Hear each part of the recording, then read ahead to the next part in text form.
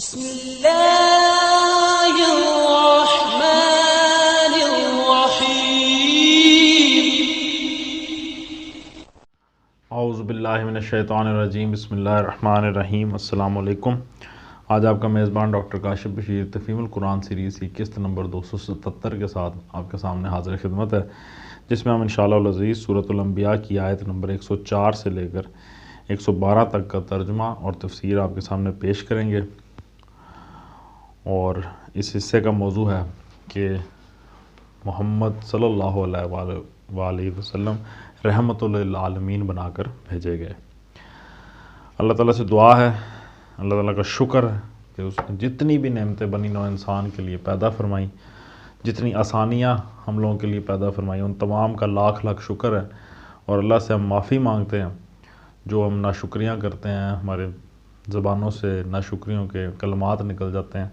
اللہ تعالیٰ اپنی رحمت سے ہمیں معاف فرمائے۔ بسم اللہ الرحمن الرحیم۔ یوم نطوی السماء کطی السجل للکتب کما بدأنا اول خلق نعیدہ وعدا علینا انا کنا فاعلین۔ ترجمہ: وہ دن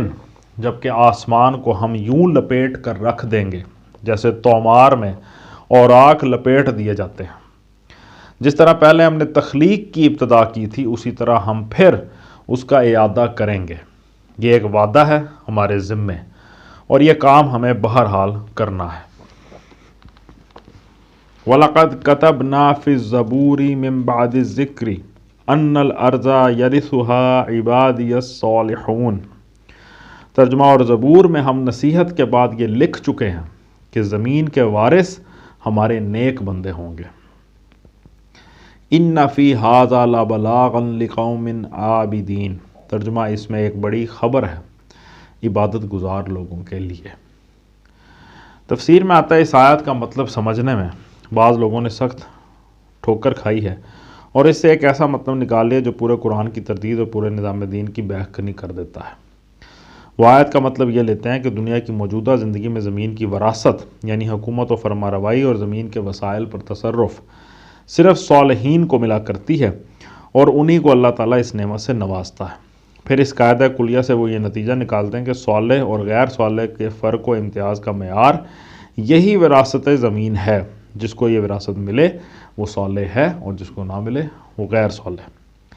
اس کے بعد وہ آگے بڑھ کر ان قوموں پر نگاہ ڈالتے ہیں جو دنیا میں پہلے وارث زمین رہی ہیں اور آج اس وراثت کی مالک بنی ہوئی ہیں۔ یہاں وہ دیکھتے ہیں کہ کافر، مشرک، دہریے، فاسق، فاجر سب یہ وراثت پہلے بھی پاتے رہے ہیں اور آج بھی پا رہے ہیں۔ جن قوموں میں وہ تمام اوصاف پائے گئے ہیں اور آج پائے جاتے ہیں، جنہیں قرآن صاف الفاظ میں کفر، فسق، فجور، معصیت اور بدی سے تعبیر کرتا ہے، وہ اس وراثت سے محروم نہیں ہوئی بلکہ نوازی گئی ہیں، اور آج بھی نوازی جا رہی ہیں۔ فرعون و نمرود سے لے کر اس زمانے کے کمیونسٹ فرمانرواؤں تک کتنے ہی ہیں جو کھلم کھلا خدا کے منکر، مخالف بلکہ مد مقابل بنے ہیں اور پھر بھی وارث زمین ہوئے۔ اس منظر کو دیکھ کر وہ یہ رائے قائم کرتے ہیں کہ قرآن کا بیان کردہ قاعدہ کلیہ تو غلط نہیں ہو سکتا، اب لا محالہ غلطی جو کچھ ہے وہ صالح کے اس مفہوم میں ہے جو اب تک مسلمان سمجھتے رہے ہیں۔ چنانچہ وہ صلاح کا ایک نیا تصور تلاش کرتے ہیں جس کے مطابق زمین کے وارث ہونے والے لوگ سب لوگ یکساں صالح قرار پا سکیں، قطع نظر اس سے کہ وہ ابو بکر صدیق رضی اللہ تعالیٰ عنہ اور عمر فاروق رضی اللہ تعالیٰ عنہ ہوں یا چنگیز خان اور ہلاکو خان۔ اس نئے تصور کی تلاش میں ڈارون کا نظریہ ارتقاء ان کی رہنمائی کرتا ہے، اور وہ قرآن کے تصور صلاح کو ڈاروینی تصور صلاحیت یعنی فٹنس سے لے جا کر ملا دیتے ہیں۔ اس نئی تفسیر کی روح سے آیت زیر بحث کے معنی یہ قرار پاتے ہیں کہ جو شخص اور گروہ ممالک کو فتح کرنے اور ان پر زور قوت کے ساتھ اپنی حکومت چلانے اور زمین کے وسائل کو کامیابی کے ساتھ استعمال کرنے کی قابلیت رکھتا ہو، وہی خدا کا صالح بندہ ہے، اور اس کا یہ فعل تمام عابد انسانوں کے لیے ایک پیغام ہے کہ عبادت اس چیز کا نام ہے جو یہ شخص اور گروہ کر رہا ہے۔ اگر یہ عبادت تم نہیں کرتے اور نتیجے میں وراثت زمین سے محروم رہ جاتے ہو تو نہ تمہارا شمار صالحین میں ہو سکتا ہے اور نہ تم کو خدا کا عبادت گزار بندہ کہا جا سکتا ہے۔ یہ معنی اختیار کرنے کے بعد ان حضرات کے سامنے یہ سوال آیا کہ اگر صلاح اور عبادت کا تصور یہ ہے تو پھر وہ ایمان باللہ، ایمان بالیوم الآخر، ایمان بالرسول اور ایمان بالکتب کیا ہے، جس کے بغیر خود اسی قرآن کی روح سے خدا کے ہاں کوئی عمل صالح مقبول نہیں ہے، قبول نہیں ہو سکتا۔ اور پھر قرآن کی اس دعوت کے کیا معنی ہے کہ اس نظام اخلاق اور قانون زندگی کی پیروی کرو جو خدا نے اپنے رسول کے ذریعے بھیجا ہے۔ اور پھر قرآن کا بار بار یہ کہنا کیا معنی رکھتا ہے کہ جو رسول کو نہ مانے اور خدا کے نازل کردہ احکام کا اتباع نہ کرے وہ کافر، فاسق، عذاب کا مستحق اور مغضوب بارگاہ خداوندی ہے۔ یہ سوالات ایسے تھے کہ اگر یہ لوگ ان پر ایمانداری کے ساتھ غور کرتے تو محسوس کر لیتے کہ ان سے اس آیت کا مطلب سمجھنے اور صلاح کا ایک نیا تصور قائم کرنے میں غلطی ہوئی ہے، لیکن انہوں نے اپنی غلطی محسوس کرنے کے بجائے پوری جسارت کے ساتھ ایمان، اسلام، توحید، آخرت، رسالت، ہر چیز کے معنی بدل ڈالے تاکہ وہ سب ان کی اس ایک آیت کی تفسیر کے مطابق ہو جائیں، اور اس ایک چیز کو ٹھیک بٹھانے کی خاطر انہوں نے قرآن کی ساری تعلیمات کو الٹ پلٹ کر ڈالا۔ اس پر لطیفہ یہ ہے کہ جو لوگ ان کی اس مرمت دین سے اختلاف کرتے ہیں ان کو یہ الٹا الزام دیتے ہیں کہ خود بدلتے نہیں، قرآن کو بدل دیتے ہیں۔ یہ دراصل مادی ترقی کی خواہش کا ہیضہ ہے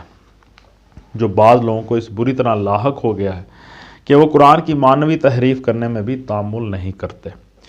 ان کی اس تفسیر میں پہلی بنیادی غلطی یہ ہے کہ یہ لوگ ایک آیت کی ایسی تفسیر کرتے ہیں جو قرآن کی مجموعی تعلیمات کے خلاف پڑتی ہے، حالانکہ اصولاً قرآن کی ہر آیت کی وہی تفسیر صحیح ہو سکتی ہے جو اس کے دوسرے بیانات اور اس کے مجموعی نظام فکر سے مطابقت رکھتی ہو۔ کوئی شخص جس نے کبھی قرآن کو ایک دفعہ بھی سمجھ کر پڑھنے کی کوشش کی ہے اس بات سے ناواقف نہیں رہ سکتا کہ قرآن جس چیز کو نیکی اور تقوی اور بھلائی کہتا ہے وہ مادی ترقی اور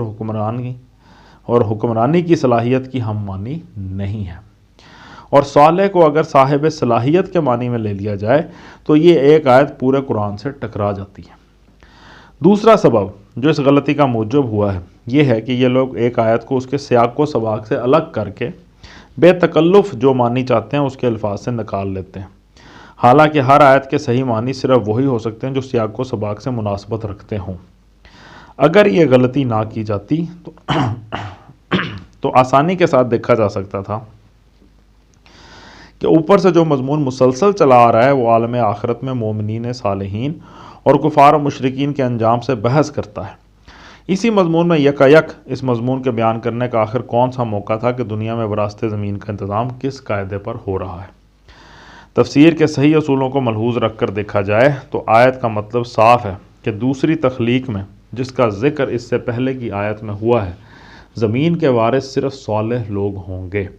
اور اس ابدی زندگی کے نظام میں موجودہ عارضی نظام زندگی کسی کیفیت برقرار نہ رہے گی کہ زمین پر فاسقوں اور ظالموں کو بھی تسلط حاصل ہو جاتا ہے۔ یہ مضمون سورہ مومنون کی آیت نمبر 4 سے لے کر 11 میں بھی ارشاد ہوا، اور اس سے زیادہ صریح الفاظ میں سورہ زمر کے خاتمے پر بیان کیا گیا، جہاں اللہ تعالیٰ قیامت اور نفخ سور اول و ثانی کا ذکر کرنے کے بعد اپنی عدالت کا ذکر فرماتا ہے، پھر کفر کا انجام بیان کر کے نیک لوگوں کا انجام یہ بتاتا ہے، جس کا ترجمہ ہے اور جن لوگوں نے اپنے رب کے خوف سے تقوی اختیار کیا تھا وہ جنت کی طرف گروہ در گروہ لے جائے جائیں گے، یہاں تک کہ جب وہ وہاں پہنچ جائیں گے تو ان کے لیے جنت کے دروازے کھول دیے جائیں گے، اور اس کے منتظم ان سے کہیں گے کہ سلام ہو تم کو، تم بہت اچھے رہے، آؤ اب اس میں ہمیشہ رہنے کے لیے داخل ہو جاؤ، اور وہ کہیں گے کہ حمد ہے اس خدا کی جس نے ہم سے اپنا وعدہ پورا کیا اور ہم کو زمین کا وارث کر دیا۔ اب ہم جنت میں جہاں چاہیں اپنی جگہ بنا سکتے ہیں، بس بہترین اجر ہے عمل کرنے والوں کے لیے۔ تو یہاں پہ دیکھیے یہ دونوں آیتیں ایک ہی مضمون بیان کر رہی ہیں، اور دونوں جگہ وراثت زمین کا تعلق عالم آخرت سے ہے نہ کہ اس دنیا سے۔ اب زبور کو لیجئے جس کا حوالہ آیت زیر بحث میں آیا ہے۔ اگرچہ ہمارے لیے یہ کہنا مشکل ہے کہ بائبل کے مجموعہ کتب مقدسہ میں زبور کے نام سے جو کتاب اس وقت پائی جاتی ہے یہ اپنی اصلی غیر محرف صورت میں ہے یا نہیں، کیونکہ اس میں مزامیر داؤد کے علاوہ دوسرے لوگوں کے مزامیر بھی خلط ملط ہو گئے ہیں اور اصلی زبور کا نسخہ کہیں موجود نہیں ہے۔ تاہم جو زبور اس وقت موجود ہے اس میں بھی نیکی اور راست بازی اور توکل کی نصیحت کے بعد ارشاد ہوتا ہے، کیونکہ بد کردار کاٹ ڈالے جائیں گے، لیکن جن کو خداوند کی آس ہے ملک کے وارث ہوں گے، کیونکہ تھوڑی دیر میں شریر نابود ہو جائے گا، تو اس کی جگہ کو غور سے دیکھے گا پر وہ نہ ہوگا، لیکن حلیم ملک کے وارث ہوں گے اور سلامتی کی فراوانی سے شادماں رہیں گے۔ ان کی میراث ہمیشہ کے لیے ہوگی، صادق زمین کے وارث ہوں گے اور اس میں ہمیشہ بسے رہیں گے۔ داؤد کا مزمور، آیات نمبر 9، 10، 11، 18 اور 29۔ یہاں پہ دیکھیے راست باز لوگوں کے لیے زمین کی دائمی وراثت کا ذکر ہے، اور ظاہر ہے کہ آسمانی کتابوں کی روح سے خلود اور ابدی زندگی کا تعلق آخرت سے ہے، نہ کہ اس دنیاوی زندگی سے۔ دنیا میں زمین کی عارضی وراثت جس قاعدے پر تقسیم ہوتی ہے اسے سورہ اعراف میں اس طرح بیان کیا گیا آیت نمبر 128 میں، جس کا ترجمہ ہے زمین اللہ کی ہے، اپنے بندوں میں سے جس کو چاہتا ہے اس کا وارث بناتا ہے۔ یعنی مشیت الہی کے تحت یہ وراثت مومن اور کافر، صالح اور فاسق، فرما بردار اور نافرمان سب کو ملتی ہے، مگر جزائے اعمال کے طور پر نہیں بلکہ امتحان کے طور پر، جیسا کہ اسی آیت کے بعد دوسری آیت میں فرمایا، جس کا مفہوم ہے آیت نمبر 129 کا، اور وہ تم کو زمین میں خلیفہ بنائے گا، پھر دیکھے گا کہ تم کیسے عمل کرتے ہو۔ اس طرح سے اس وراثت میں دوام اور ہمیشگی نہیں ہے، یہ مستقل اور دائمی بندوبست نہیں ہے، یہ محض ایک امتحان کا موقع ہے جو خدا کے ایک ضابطے کے مطابق دنیا میں مختلف قوموں کو باری باری دیا جاتا ہے۔ اس کے برعکس آخرت میں اسی زمین کا دوامی بندوبست ہوگا، اور قرآن کے متعدد واضح ارشادات کی روشنی میں وہ اس قاعدے پر ہوگا کہ زمین اللہ کی ہے اور وہ اپنے بندوں میں سے صرف مومنین صالحین کو اس کا وارث بنائے گا، امتحان کے طور پر نہیں بلکہ اس نیک رویے کی ابدی جزا کے طور پر جو انہوں نے دنیا میں اختیار کیا۔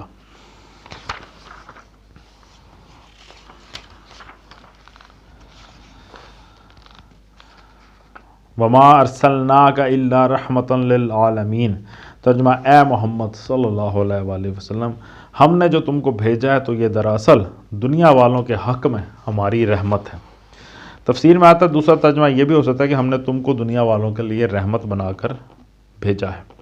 دونوں صورتوں میں مطلب یہ ہے کہ نبی صلی اللہ علیہ وآلہ وسلم کی بعثت دراصل نوع انسانی کے لیے خدا کی رحمت اور مہربانی ہے، کیونکہ آپ نے آ کر غفلت میں پڑی ہوئی دنیا کو چونکایا اور اسے وہ علم دیا ہے جو حق اور باطل کا فرق واضح کرتا ہے، اور اس کو بالکل غیر مشتبہ طریقے سے بتا دیا جاتا ہے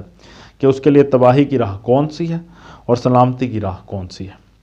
کفار مکہ حضور صلی اللہ علیہ وآلہ وسلم کی بعثت کو اپنے لیے زحمت اور مصیبت سمجھتے تھے اور کہتے تھے کہ اس شخص نے ہماری قوم میں پھوٹ ڈال دی ہے، ناخن سے گوشت جدا کر کے رکھ دیا ہے۔ اس پر فرمایا گیا کہ نادانو، تم جسے زحمت سمجھ رہے ہو یہ در حقیقت تمہارے لیے خدا کی رحمت ہے۔ قل انما یوحی الی انما الہکم الہ واحد فہل انتم مسلمون، ترجمہ ان سے کہو میرے پاس جو وحی آتی ہے وہ یہ ہے کہ تمہارا خدا صرف ایک خدا ہے، پھر کیا تم سر اطاعت جھکاتے ہو؟ فَإِن تَوَلَّوْا فَقُلْ آذَنْتُكُمْ عَلَى سَوَاءٍ وَإِنْ أَدْرِي أَقَرِيبٌ أَمْ بَعِيدٌ مَا تُوعَدُونَ، ترجمہ اگر وہ منہ پھیریں تو کہہ دو کہ میں نے اعلان تم کو خبردار کر دیا ہے، اب یہ میں نہیں جانتا کہ وہ چیز جس کا تم سے وعدہ کیا جا رہا ہے قریب ہے یا دور۔ تفسیر میں آتا ہے یعنی خدا کی پکڑ جو دعوت رسالت کو رد کر دینے کی صورت میں آئے گی، خواہ کسی نوعیت کے عذاب کی شکل میں آئے۔ اِنَّهُ يَعْلَمُ الْجَهْرَ مِنَ الْقَوْلِ وَيَعْلَمُ مَا تَكْتُمُونَ، ترجمہ اللہ وہ باتیں بھی جانتا ہے جو بآواز بلند کہا جاتی ہیں اور وہ بھی جو تم چھپا کر کرتے ہو۔ تفسیر میں اشارہ ہے ان مخالفانہ باتوں اور سازشوں اور سرگوشیوں کی طرف جن کا آغاز سورہ میں ذکر کیا گیا تھا۔ وہاں بھی رسول کی زبان سے ان کا یہی جواب دلوایا گیا کہ جو تم باتیں بنا رہے ہو وہ سب خدا سن رہا ہے اور جانتا ہے، یعنی اس غلط فہمی میں نہ رہو کہ یہ ہوا میں اڑ گئیں اور کبھی ان کی باز پرس نہ ہوگی۔ وَإِنْ أَدْرِي لَعَلَّهُ فِتْنَةٌ لَكُمْ وَمَتَاعٌ إِلَىٰ حِينٍ، ترجمہ میں تو یہ سمجھتا ہوں کہ شاید یہ دیر تمہارے لیے ایک فتنہ ہے اور تمہیں ایک وقت خاص تک کے لیے مزے کرنے کا موقع دیا جا رہا ہے۔ تفسیر میں ہے یعنی تم اس تاخیر کی وجہ سے فتنے میں پڑ گئے۔ تاخیر تو اس لیے کی جا رہی ہے کہ تمہیں سنبھلنے کے لیے کافی مہلت دے دی جائے۔ اور جلد بازی کر کے فوراً ہی نہ پکڑ لیا جائے، مگر تم اس سے اس غلط فہمی میں پڑ گئے ہو کہ نبی کی سب باتیں جھوٹی ہیں، ورنہ اگر یہ سچا نبی ہوتا اور خدا ہی کی طرف سے آیا ہوتا تو اس کو جھٹلا دینے کے بعد ہم کبھی کے دھر لیے گئے ہوتے۔ قال رب احکم بالحق وربنا الرحمن المستعان علی ما تصفون۔ ترجمہ آخر کار رسول صلی اللہ علیہ وآلہ وسلم نے کہا کہ اے میرے رب، حق کے ساتھ فیصلہ کر دے، اور لوگو تم جو باتیں بناتے ہو ان کے مقابلے میں ہمارا رب رحمان